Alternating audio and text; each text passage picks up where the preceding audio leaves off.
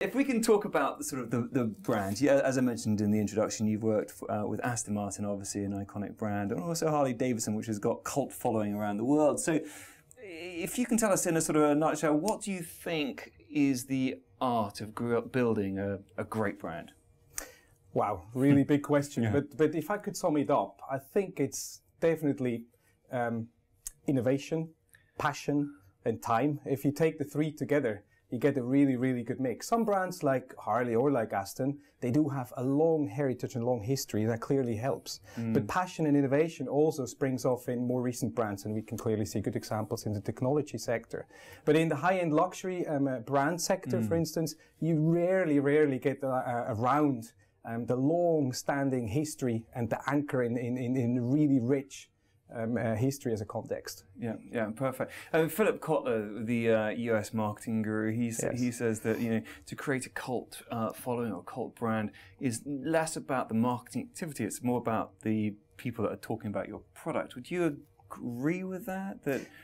Yeah, I can definitely see the point, and I think we really have to distance ourselves from just the marketing terminology, because if you think of the human needs that really drive emotion, passion is the common denominator. And if you've got something at the core, like Harley does, for instance, that is extremely built around a passion, and Aston does the same thing, then you model your mix and your company and your structure and your marketing elements around that. But at the very core of it, you've got to have a human ingredient. In my opinion, it evolves around passion. Same for luxury goods very often.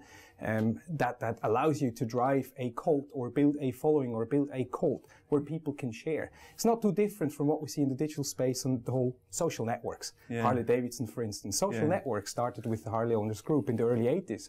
Yeah, computers weren't even on the radar screen. It's incredibly powerful.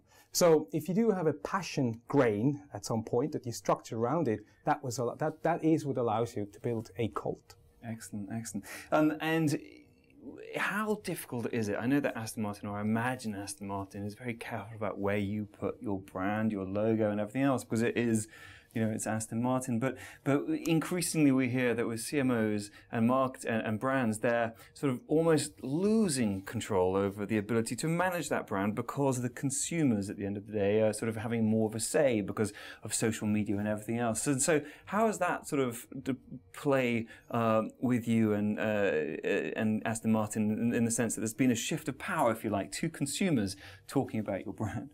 We really have to differentiate here, because if you look at brand building activities, for instance, in emerging markets, it doesn't necessarily play to your disadvantage if you want to build awareness very quickly. However, in more established markets, for instance, I take the Western world for our brand and the UK in particular, of course, we're extremely careful about how we use and apply our brands.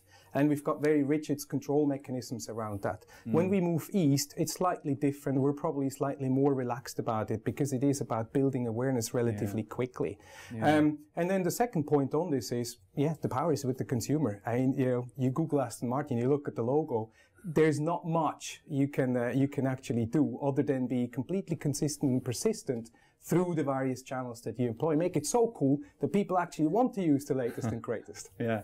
Talking about cool, and you mentioned emerging markets there, and I'd love to talk to you a little bit later in this interview about emerging markets and your strategy in some of those high growth areas. But if I can, you mentioned cool as well. So James Bond and the whole Bond campaign, and Bond being inextricably linked to Aston Martin, is that a very important association for you from sort of a marketing perspective? Yeah, absolutely. I would lie if I would say no. Of course it is. It absolutely is. Because, again, you've got to go back to the real core of what the brand stands for. It's not so much about what the brand does or what it is, but who it is as a personality or as a character. And if you look at the personalities such as James Bond, well, it's spot on, right? He's a gentleman. He can be a rogue if he wants to. He's sort of the brute in a suit.